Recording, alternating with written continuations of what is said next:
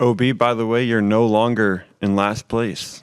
I know. After a 4-2 week last week. Right. I went 4-2. I didn't realize. Hey, and that's after a broke clock is right 4 times like a day. 2 or 3 times, 2 or 3 weeks ago, they were calling me. I'm talking to the McKinneys. They're calling me the Walrus, the new Walrus. Yeah. You were upstairs listening. Yeah, you can take that Walrus. And what? And, finish your thought?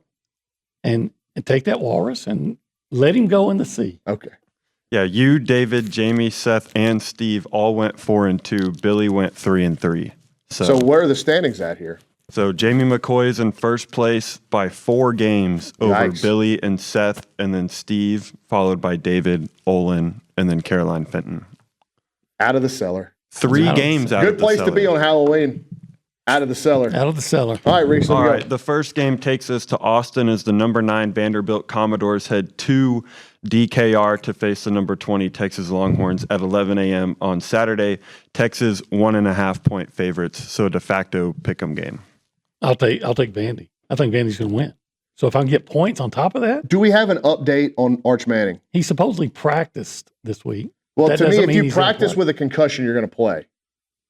Right? Like, I think if they're letting you back on the practice field, they're probably going to let you start the game at least. I worry that if he takes one lick behind that bad offensive line, it could go sideways. The number, like everything about this game says that Texas should have been favored. I think the line on the game is begging you to take Vanderbilt. Vegas kind of enticing you to take Vanderbilt, and because of that, I'm going to take Texas. Okay. I think Vanderbilt's going to win. And also, there's part of me probably that falsely believes that this Texas team knows it's on its last leg and they can't lose again. So whatever the best version of them you're going to get, and they survived 2 weeks in a row against bad teams on the road, their season should be done. They should have 4 losses, except for the ineptitude in Lexington and in Starkville, but they're on the right side of it. I think they've got a little belief coming home. And talent for talent, man for man, I like the Texas roster better. So I can talk myself into taking Texas, and I will. All right. I'm still sticking with the Commodores. I guess the coaches around the league are all dressing up as different characters. Some of them dressing up as ghosts already, and Brian Kelly and Billy Napier, nowhere to be found. But I want to start with your most recent power rankings in the league. And you have Texas A&M number 1 coming off a 49-25 shellacking of LSU in Baton Rouge. What was it that prompted you to plump A&M above Alabama? And how much staying power do the Aggies have going into this bye week? Well, I'll answer that, but real quick, I do have a Brian Kelly costume. I came ready. There's my Brian Kelly mask here. There's the poster for the segment. Yeah. Here. But, so A&M, number 1, no doubt, in the SEC at this point in time. I'm still high on Alabama. I think it's going to be Alabama and A&M in the SEC championship game. So not completely writing off Alabama, but you just simply can't deny the Aggies right now with how well they're playing on both sides of the ball. I think they're the most balanced team, and I think they've probably been the most balanced for a couple of weeks now. Marcel Reed's playing at an insane level, and man, the defense just keeps getting better and better each and every week. So, yeah, I mean, not only do they look like the best team in the SEC, I think A&M is a legitimate national championship contender. Well, Mike, I've never heard you say that. And we were talking around here, we've never been able to say that late in the season. And that includes 2020 when they finished in the top 5. Because they were fighting for that last playoff spot during the COVID season, but also Alabama existed that year. And nobody was beating Bama that season. In fact, they beat A&M by like 24, 30 points earlier that year. That was their one loss. And even in 2012 with the Johnny Manziel Heisman season, the Aggies were, they lost their season opener and they had 2 losses by midseason. And that was back when there wasn't even a 4-team playoff, much less a 12. So we've never had this conversation here. So it's really uncharted territory. He did exactly what I said he needed to do to be in the discussion nationally and make people. I said, it wasn't Nostradamus stuff, but I said before the game, like, go win in Death Valley really win. I didn't even say go win impressively, but go win in Death Valley as a team. And this football team, I know it's LSU. I didn't even know the fallout that was going to happen, that was going to have A&M highlights splattered all over it for days. But just go win in Death Valley at night, and all the mystique and all the hype, and you saw the pregame build up the day leading up to it on TV. You know, a third of the country was predicting upset, probably a little more than that. I bet 40% of people thought LSU was going to win that game. That spread was oddly low.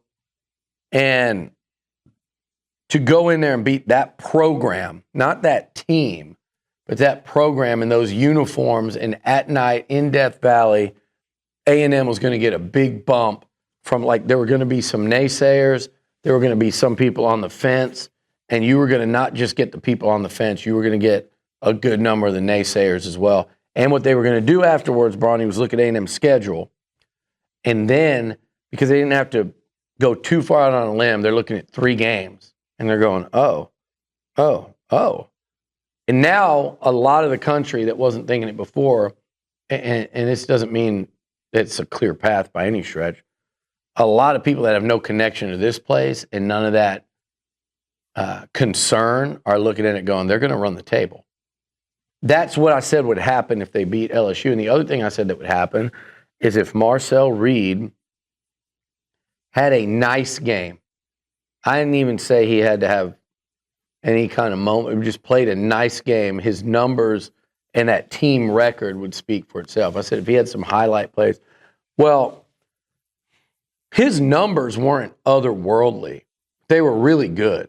When you add that 100+ yard rushing to go at the 2, and now it's over 300 yards, but it was the 100-yard rushing diet and the 4 touchdowns, and then you mix in the highlights. That's what I was going to say. And a guy that you have never seen more giddy and excited, as we are just over 48 hours away from tip-off. I think we've got a little bit longer. 72 hours away. Yeah.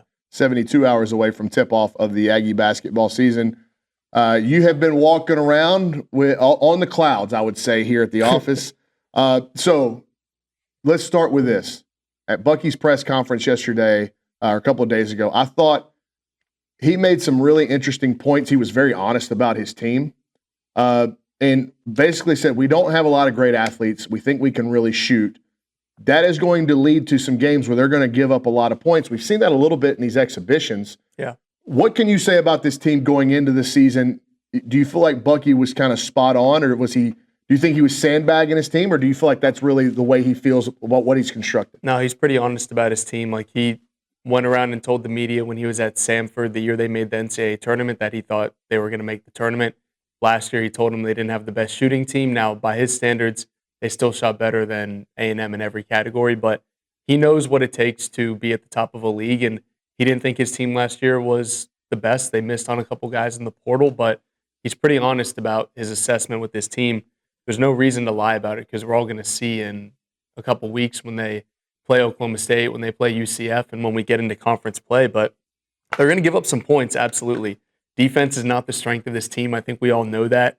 The key is, can they win games with their offense? Can they score 110 points? Can they hit triple digits before their opponent does? So they're going to try and outshoot teams. They're going to try and outrun teams and press teams and just kind of lean on them the whole game so that in the last 5 to 10 minutes, their depth can take over and they can make comebacks. Like, they've had games where they come back from being down double digits in the last 3 minutes just because teams are worn down, and they're gonna take bumps, absolutely. They're gonna lose games. They're gonna get blown out in SEC play, but they're gonna have games where they blow teams out.